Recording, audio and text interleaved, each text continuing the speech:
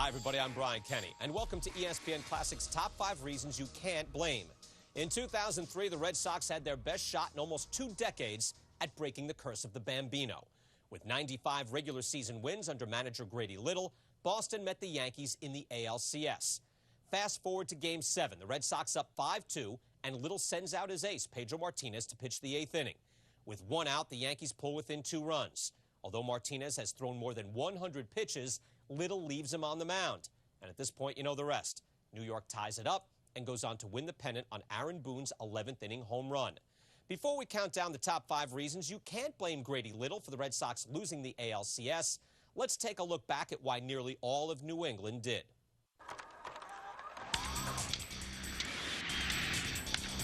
he slugs this ball to left center field. Back it goes, back. Gone! It was a time when the Red Sox looked like they were ready to overtake the Yankees. Ortiz has a long drive to right. Back is Garcia. It's gone! 1 through 9, it was as tough as a lion, as you'd find. Bill Miller at third base. Nomar Garciaparra at shortstop. Ortiz, Manny, Nixon, Varitek. That was a lineup that top to bottom was just stacked. There's a swing and a high drive in the right center field, and he's done it again. In 2003, the Red Sox led the majors in runs and batting average. Earning a wild card berth, they rallied from a 2-0 deficit to beat Oakland in the American League Division Series. Strike 3 call, the Red Sox win it! Up next, Boston's bitter rival, the New York Yankees. They'd met 4 years earlier in the American League Championship Series. It was kind of a one-sided deal. The Yankees won that in 5. This was kind of both teams finally being on a level playing field. He swings, and it's a long, high drive deep down the left field line, hooking into the corner. That ball is gone! A home run for Millar. Our personalities, that we didn't fear anybody. We had our own swagger, I think, that we carried with us, and we expected to go in there and win that series. Head-to-head during the regular season, the Yankees held a 10-9 edge. But when the Red Sox came back in the Bronx to tie the playoff series at 3 games, they looked like a team of destiny. When they won Game 6, all of a sudden there was this tremendous belief that the Red Sox could win Game 7. They had their ace on the mound. Game 7 was, it was a matchup that you could only ask for. You get 2 Hall of Famers going at each other, Pedro Martinez, Roger Clemens, in Yankee Stadium. It was huge. The Red Sox jumped ahead 3-0 off Roger Clemens in the 2nd inning. Going into the bottom of the 8th, the Red Sox had a comfortable 5-2 lead with 7 strong innings from Pedro Martinez. He cranked it up for the last hitter. He points to the sky. Swing and a miss! He struck him out! He embraced his teammates. Mentally, he had hung up his spikes. I was actually told I wasn't going to go back out. You ever seen a gutsier performance than Pedro has shown tonight? They had a lead going into the 8th. They had a 3-run lead going into the 8th, and it seemed like there was no way they could lose. And even the most optimistic Yankee fan is figuring this is the year. Tension mounting at Yankee Stadium. First batter of the 8th inning, Nick Johnson pops up. So now it's 5 outs to go to get to the World Series. The pitch is swung on and lined at deep right field. Nixon going back, way back, and it's over his head. I felt like that we were going to win no matter what happened. Something always magical seems to happen at Yankee Stadium. Base hit. Jeter rounds third. He'll score, and the Yankees will send up the tying run. The Red Sox bullpen had performed superbly throughout the postseason, and you had 3 guys out there. I mean, Mike Timlin had basically pitched a perfect game in the postseason. Williamson's probably going to be your closer. Embry's an option, and that had been the formula. Here comes Grady Little jogging out to the mound. When he first came out, when he first appears out of the dugout, people assume that that's it. Pedro's coming out of the game. I wrote the change in my scorebook. I assumed there was going to be a change in the scorebook. He asked him if he's all right. I was right there, and Pedro said, I'm fine. Don't ask him. You can't ask him. You know, because he's the champion. He's never going to say, oh, yeah, coach, I'm hurting. Take me out. Grady's not made a move yet. He's staying with them. When he left, I turned to my daughter and said, that is the dumbest move. People were just They were throwing their keyboards up in the air in the press box. It was, I mean, this was not second guessing. This was first guessing. Everybody was saying, wow, he's just set himself up for disaster here. Boy, is it strange that Little is not going to his bullpen? He wasn't managing with his eyes because it was clear that Pedro was losing it. Swinging a line drive down the right field line. Fair ball! It was known at that point in his career that Pedro really started to go south after about the 105th, 106th pitch. Grady Little refused to look at statistics in any way. He kicks and deals. Swing and a flip-it flare in shallow right center, and it's going to drop for a hit. One-run scores. Here comes Matsui with a tying run. And the pitch to Posada that he hit in the center field was the 123rd pitch that Pedro had thrown in the night. One of the greatest comebacks you'll ever see. With the game tied at 5, Martinez, who allowed hits to 7 of the last 9 batters, was done. But the drama continued into the 11th inning. Here's Boone. He swings a long high drive down the left field line. It's over.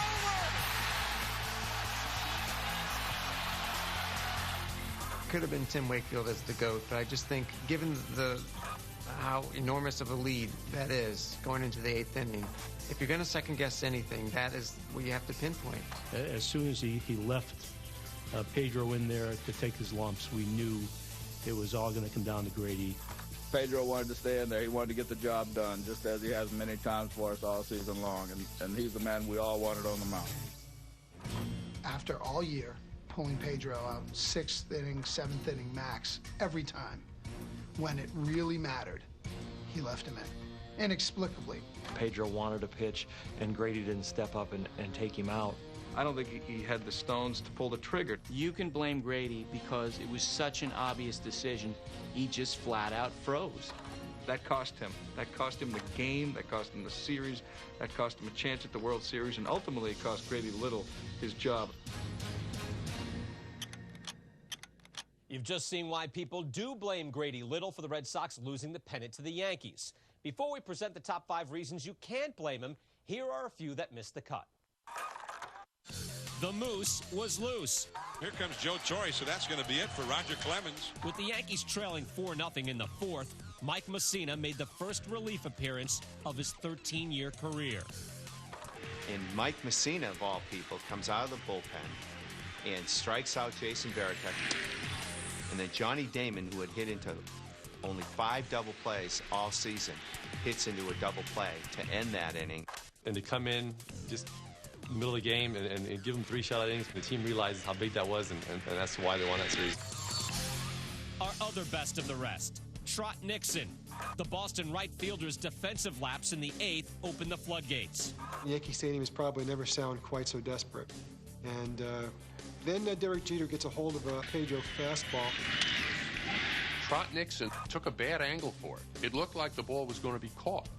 Nixon going back, way back, and it's over his head. If he hits the same ball 100 times, Trot Nixon might catch that 90 times. He didn't get a very good jump on the ball, didn't really take a great angle on the ball. Nixon got fooled, I think, by the trajectory of the ball. And all of a sudden it was over Nixon's head and rolled to the wall for double that started the rally. The curse of Don Zimmer. During the 5 seasons he managed the Red Sox, bad things tended to happen when they played the Yankees, especially in 1978. Wow, 78. That was a tough year. The Red Sox, built up this incredible lead, 14-game lead.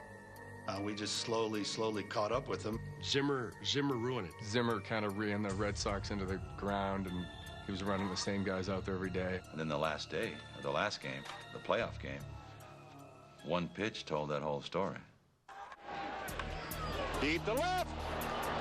Yastrzemski will not get its home run. Fast forward to the 2003 ALCS. It's Game 3, and Zimmer, now 72, is the Yankees bench coach. As he watches from the dugout, a duel of sorts is underway out on the mound. Emotions are high as it is, and it doesn't take much for something to happen. That is high and tight, and now Manny walks out toward the mound, and he's shouting angrily at Roger.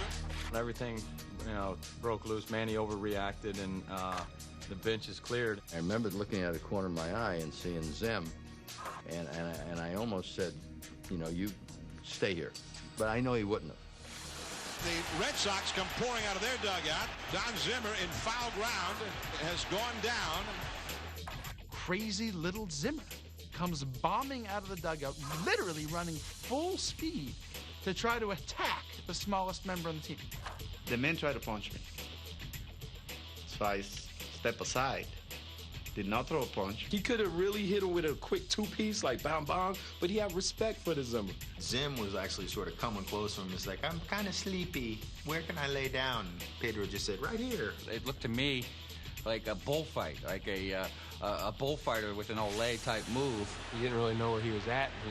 He said that, you know, Pedro had hit him. That's what he told me while I was holding his head up. One of my back burner theories is that all that effort that he took to throw Zimmer, he probably burned up some good pitches that he had left. He might have got through Game 7 if he hadn't have made that toss. It certainly was ironic, the guy that's run out of town for them blowing that lead in 1978, that he would be at the center of that controversy. Look, if you're a Red Sox fan, you're willing to believe anything.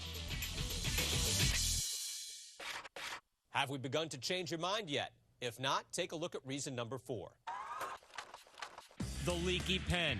The Red Sox closer by committee arrangement didn't provide Grady Little with an overwhelming sense of security. He was scared to death his bullpen would be Scott Norwood wide right.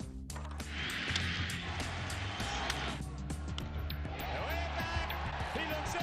You can put it on the board. Yes! We didn't have a whole closer. We had Alan Embry and Mike Tillman who were throwing the ball well, but it was kind of by committee. In the playoffs especially, the closer is enormous. Absolutely enormous.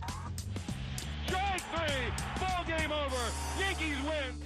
In 2002, Uget Urbina saved 40 games for the Red Sox. But when the free agent signed with Texas after the season, he wasn't replaced. Boston GM Theo Epstein pinned his bullpen hopes on a flexible rotation of relievers. It was definitely a flawed idea by Theo Epstein there, as far as, you know, the closer by committee has never worked. Embry could not get the job done. The base hit, the home run, and now a base hit again. That's one of the worst concepts in the history of baseball, is closer by committee. It was a radical approach. It was one that a lot of people frowned on. It blew up on them very early in the year. In the air to right. Nixon is headed back. Looking up, that ball is gone. The Devil Rays have come all the way back, and they win it. Well, every manager rides hot hands and rides hunches, and that's wonderful. But I don't think you want to entrust the 9th inning of Game 7 of any kind of series to a hunch. And I think if we had a Mariano Rivera at that time, a Billy Wagner or a Rob Nent, you know, maybe you bring him in a 2-out situation in the 8th inning. Swing and a miss, he struck it out. Mariano Rivera has shut out the Red Sox for 3. If they had a closer of that quality, I don't think there's any way that Grady leaves Pedro in the game. He just didn't feel safe with whoever he was going to bring in. It's simple as that. The ghost of the Bambino. For more than 8 decades, spooky visitations from the banished babe haunted the Red Sox. As Grady walks out to the mound, he had the curse of the Bambino riding on his shoulders. You can see all the ghosts accompanying him. You can see Joe McCarthy blowing the 1949 pennant. You can see Don Zimmer in 1978 blowing a 14-game lead and ultimately having his bacon cooked by Bucky Den of all people. And when he left Pedro in the game, it was almost as if the curse had inflicted itself right at that moment on the Red Sox. Swinging a fly ball, right field, deep back goes Nixon, still going back, reaches up, it's over his head. They got a hit here and a hit here. Bloop here and a hit here. I'm like, maybe those ghosts are flying around here, you know? Since the unforgivable act of selling Babe Ruth to the Yankees after the 1919 season, Red Sox fans had been locked in purgatory.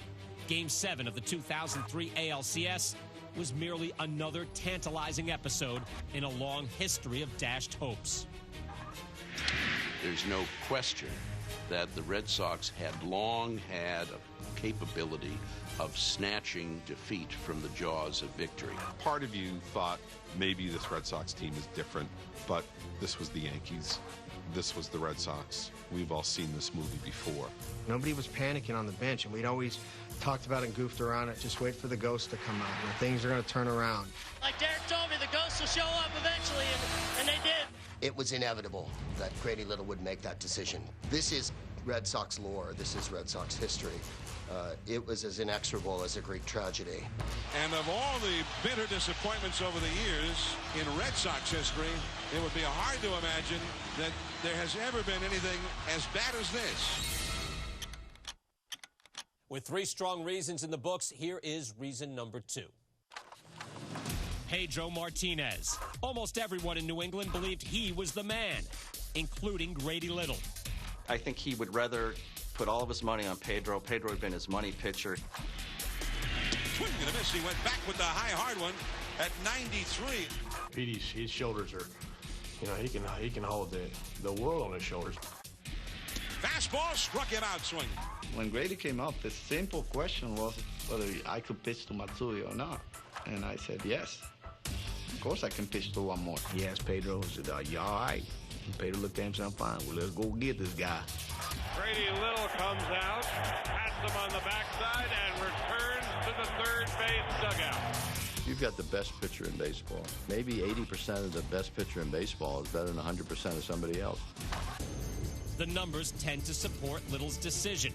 Of the next 3 hitters he would face with 1 out in the 8th inning, only the first, Derek Jeter, had a career batting average over 200 against him. I was a little fatigued in the last game, but I still pushed it. My last pitch in that game was 95 miles an hour. Swung on a miss, strike 3. I mean, Pedro was dealing. He's the best pitcher you have. He's the best pitcher in any big game situation you'd want to have. And Grady Little understood that. I didn't question it because it was Pedro on the mound. I'd seen Pedro get out of bases loaded, nobody out, in the same situations. Swing and a miss, and a high fastball, he strikes him out. Grady made the right decision. If you're going out to the mound and you got your ace out there and he says he's okay, you're going to say, okay, let's go, and you turn around and walk away. You can't blame Grady Little for this because if you're going to entrust 85 years of history in one man's arm, who are you going to give it to? If he takes him out, and the bullpen gives up the same runs, and we beat the bullpen, he's fired also. He had no chance. It would be one more question that went down in the annals of Red Sox history. Why did Grady Little take out the best pitcher that's ever worn the uniform? Aaron bleeping Boone. Like Bucky Dent had done 25 years earlier, Boone hammered the final nail into Boston's coffin. Aaron Boone has homered on the first pitch from Wakefield, and the Yankees have won the pennant. As improbable as Bucky Dent was to 1978 and to breaking Red Sox hearts all over New England in 1978, Aaron Boone was equally improbable in 2003. As they say in Boston, it was Bucky bleeping Dent, Aaron bleeping Boone. Began to turn to a case where one of the least likely guys to hit a home run was the guy who won the series for the Yankees. Boone, acquired from the Reds in late July, was only 2 for 16 in the first 6 games of the ALCS. Swung on a miss, strike 3 on the slider. This guy has struggled. He struggled most of the time that he was with us. Aaron Boone had been in a Mojave Desert of no hits.